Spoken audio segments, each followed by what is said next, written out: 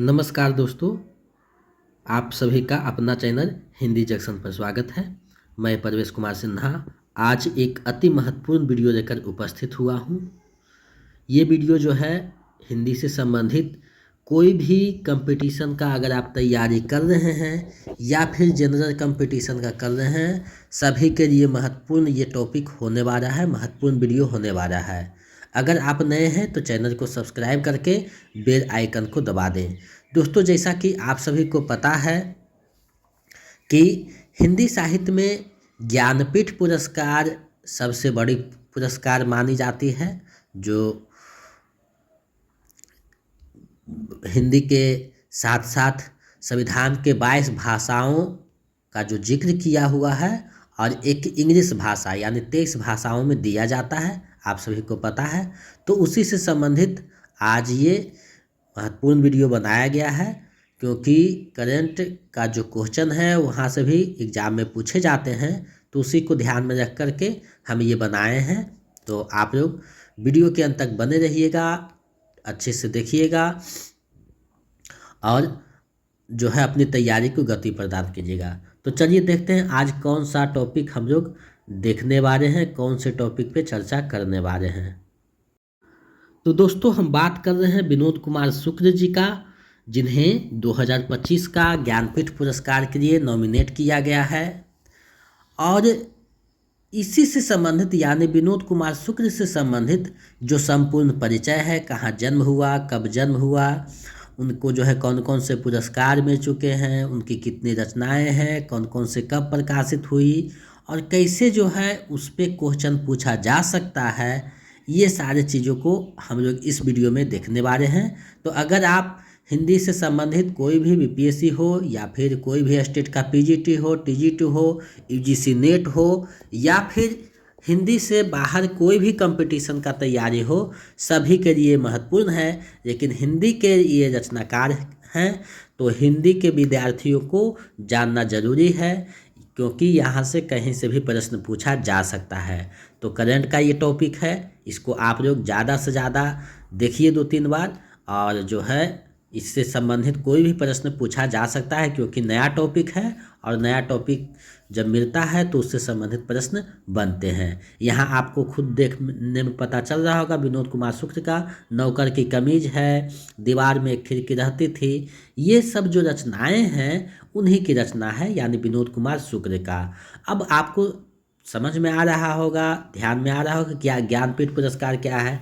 तो ज्ञानपीठ पुरस्कार से संबंधित एक मैंने वीडियो बना करके अपलोड कर दिया है। आप अगर नहीं देखें तो उसको देख लीजिए, क्योंकि वहाँ से आप देखिएगा तो ज्ञानपीठ पुरस्कार से संबंधित जितने भी आपके माइंड में क्वेश्चन चल रहे हैं सभी का जवाब मिल जाएगा।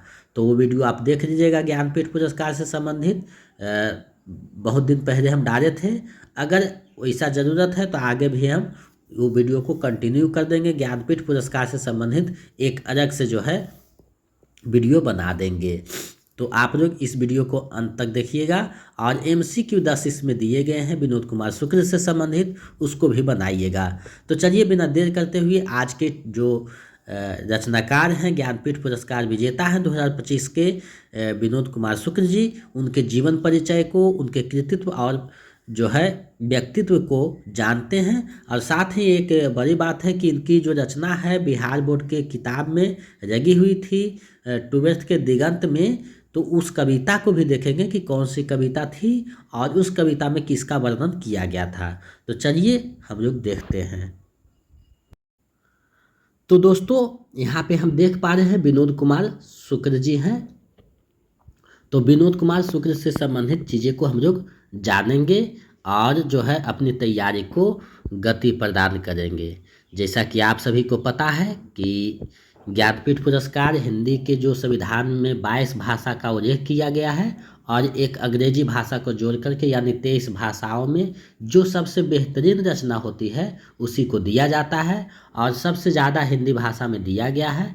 प्रथम बार जो है सुमित्रानंद पन्त को 1968 में चिदम्बरा के लिए ज्ञानपीठ पुरस्कार दिया गया था, ये भी आपको पता होनी चाहिए। और विनोद कुमार शुक्ल से पहले जो है कृष्णा सोबती, अमरकांत, रामधारी सिंह दिनकर, अज्ञे, ये सभी, महादेवी वर्मा, ये सभी को मिल चुका है। तो ये जो टॉपिक है काफ़ी महत्वपूर्ण है। और देखिए यहाँ पे परिचय है, तो सबसे पहले हम लोग परिचय को देखते हैं। तो विनोद कुमार शुक्ल का जन्म जो है 1 जनवरी 1937 ईस्वी में रजनाद गांव छत्तीसगढ़ में हुआ था।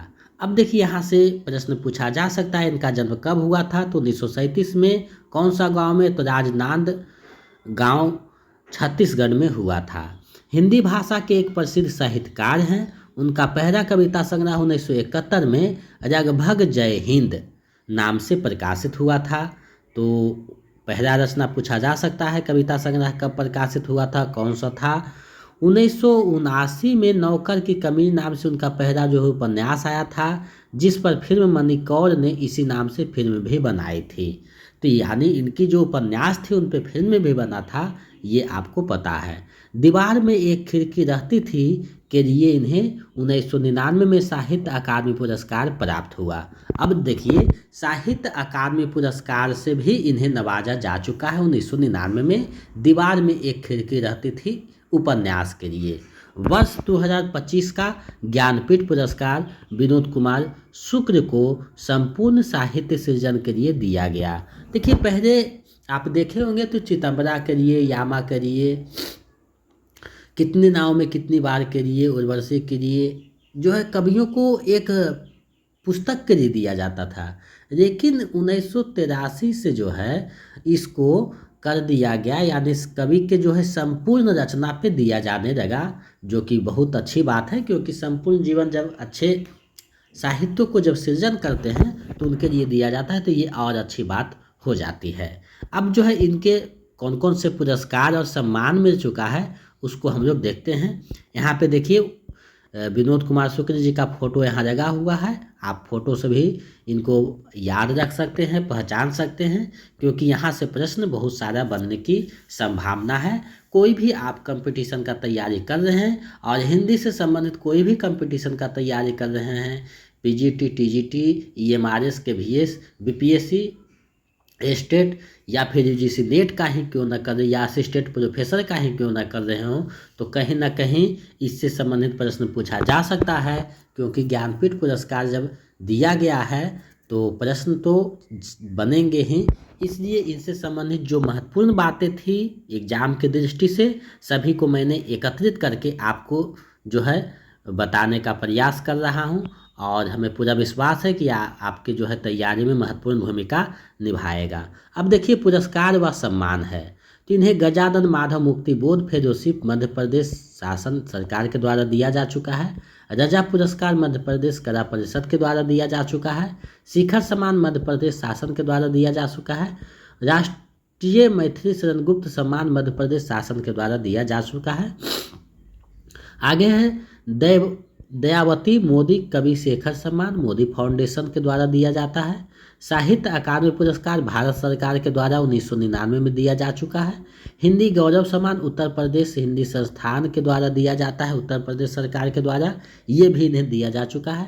मातृभूमि पुरस्कार 2020 के लिए अंग्रेजी, देखिए एक बहुत बड़ी बात है, अंग्रेजी कहानी संग्रह बरू इज लाइक ब्रू के लिए दिया गया है। तो ये अंग्रेजी में अनुवाद भी बहुत सारे पुस्तकों का किए हैं, और एक अंग्रेजी जो है कहानी संग्रह है ब्रू इज लाइक ब्रू, तो उसके लिए मातृभूमि पुरस्कार 2020 से भी नवाजा जा चुका है। तो ये आप देख रहे हैं कि कितने बड़े हस्ती हैं।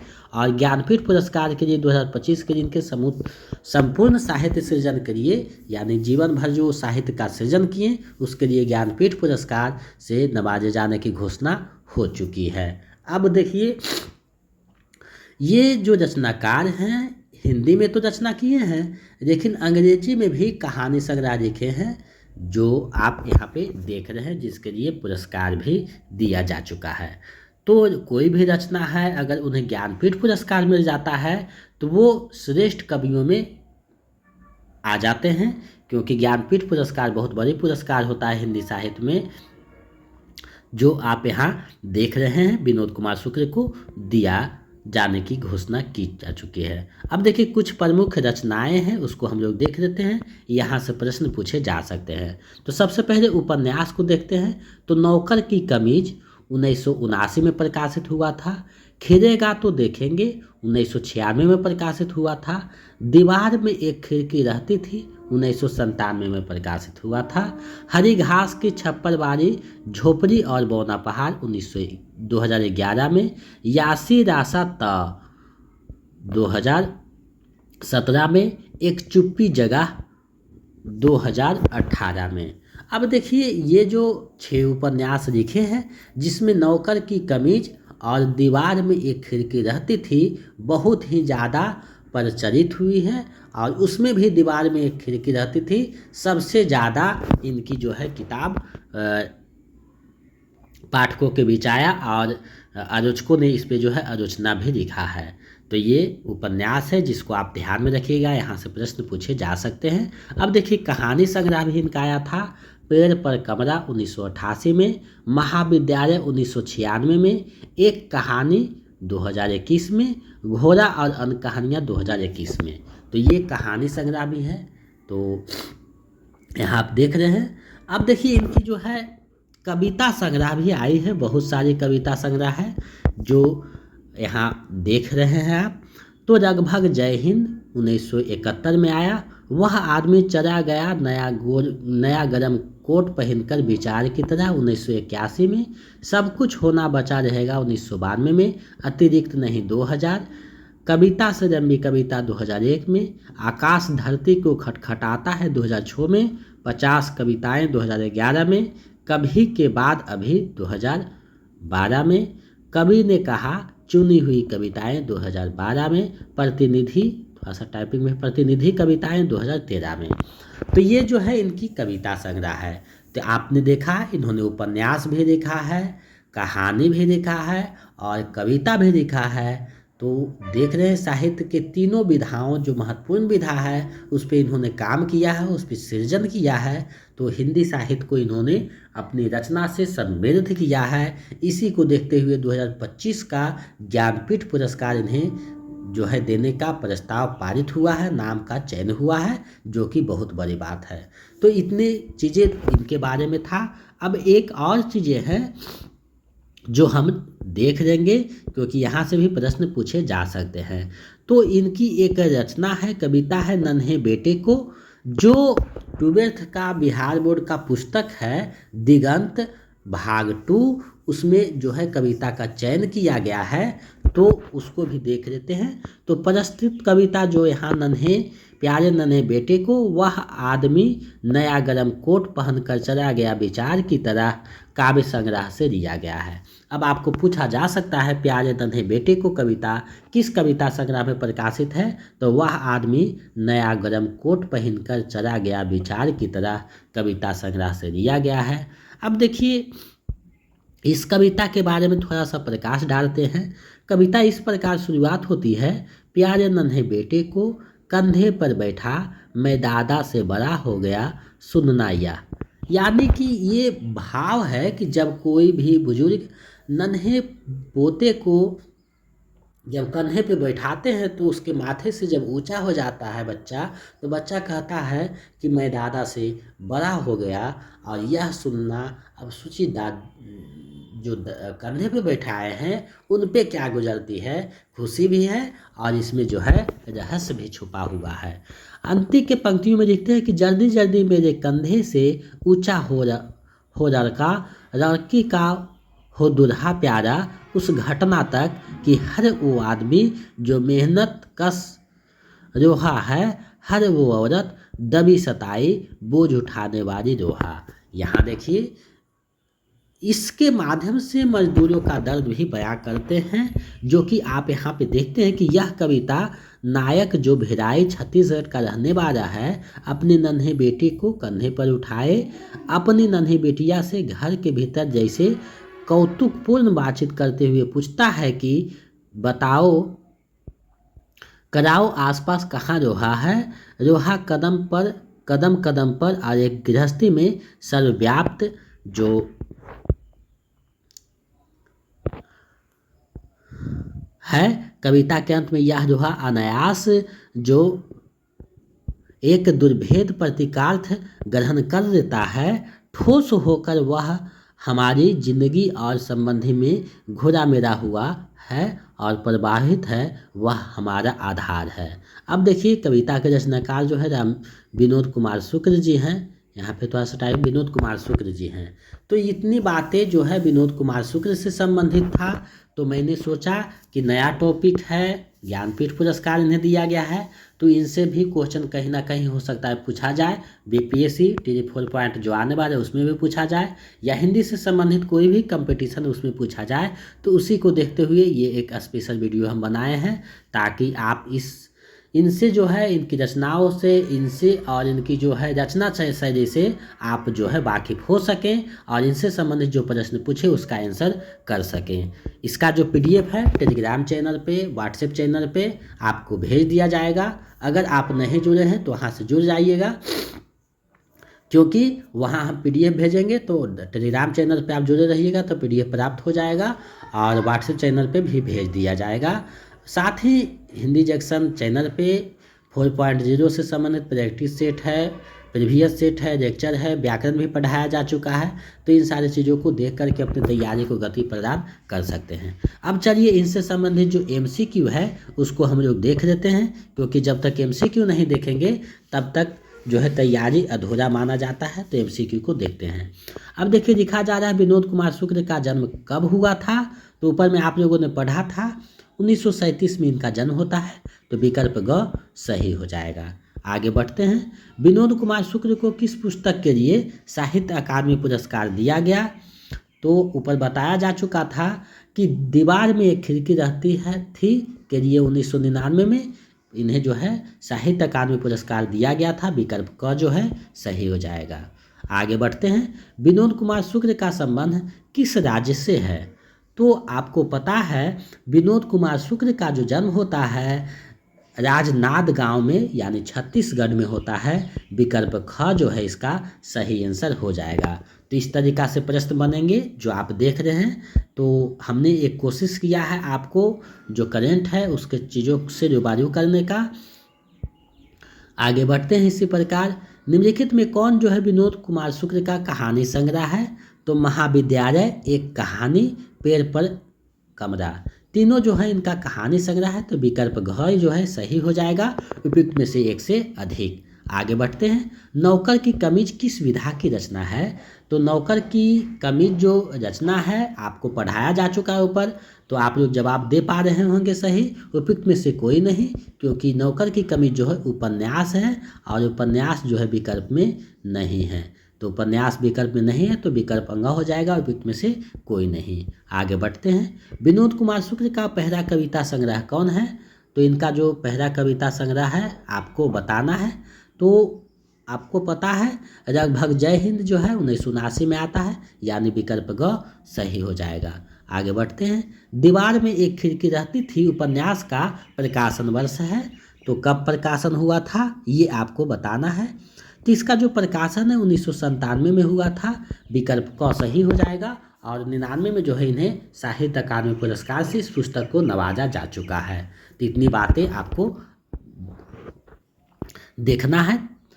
प्यारे नन्हे बेटे को किसका कविता है। तो ये जो है विनोद कुमार शुक्ल जी का कविता है। विकल्प ख जो है सही हो जाएगा। आगे बढ़ते हैं। विनोद कुमार शुक्ल को किस वर्ष का साहित्य अकादमी पुरस्कार दिया गया ये आपको बतानी है। तो 1999 का जो है साहित्य अकादमी पुरस्कार दिया गया है। आगे बढ़ते हैं। अगले प्रश्न को देखते हैं। हिंदी गौरव पुरस्कार किस सरकार द्वारा दिया जाता है। तो ये जो है उत्तर प्रदेश सरकार द्वारा दिया जाता है। अब देखिए यहाँ से बातें जो है विनोद कुमार शुक्ल से संबंधित बहुत हद तक हमें लगता है कि आप लोगों को पता हो गया है। अब इससे संबंधित कोई भी प्रश्न पूछेगा तो शायद हमें लगता है कि नहीं छूटेगा। अब देखिए ज्ञानपीठ पुरस्कार जो है 2025 के लिए इन्हें नॉमिनेट किया गया है, यानी 2025 का जो ज्ञानपीठ पुरस्कार है उन्हें दिया जाएगा, यानी विनोद कुमार शुक्ल जी को दिया जाएगा। ये हमेशा ध्यान में रखिएगा। हो सकता है कि पूछे कि कब का ज्ञानपीठ पुरस्कार दिया गया है। तो 2025 के लिए जो है ज्ञानपीठ पुरस्कार विनोद कुमार शुक्ल का दिया जाने की घोषणा किया जा चुका है, दिया जाएगा।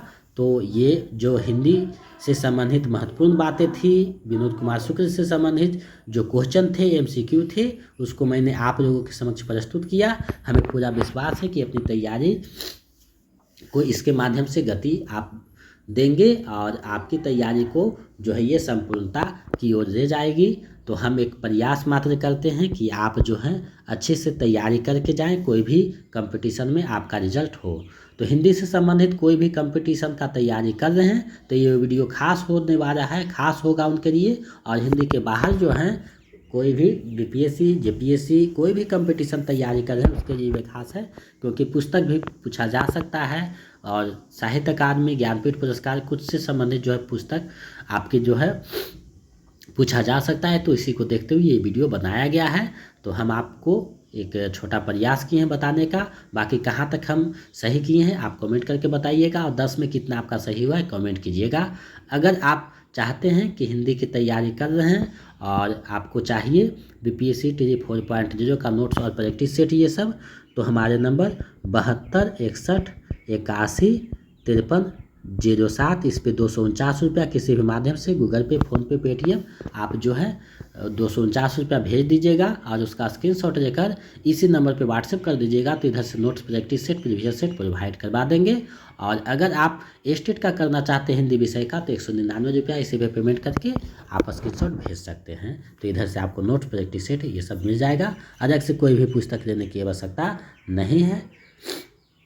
तो इन सारी चीज़ों से जुड़ करके अपनी तैयारी को बेहतर कीजिए। आगे जो है हिंदी का जो क्वालिफाई पेपर है बीपीएससी का वो स्पेशल जो है प्रैक्टिस सेट लगभग 100 करवाया जाएगा नोटिफिकेशन आने के बाद, और जो संबंधित टॉपिक है उसको भी पढ़ाया जाएगा। तो हिंदी की संपूर्ण तैयारी आपको किया जाएगा, करवाया जाएगा। आप यहाँ पे बने रहें और साथ ही जो है अगर चैनल पे नए हैं तो सब्सक्राइब करके बेल आइकन को दबा दें। आज के लिए बस इतना ही, मिलते हैं एक अलग वीडियो में, नए वीडियो में। जय हिंद।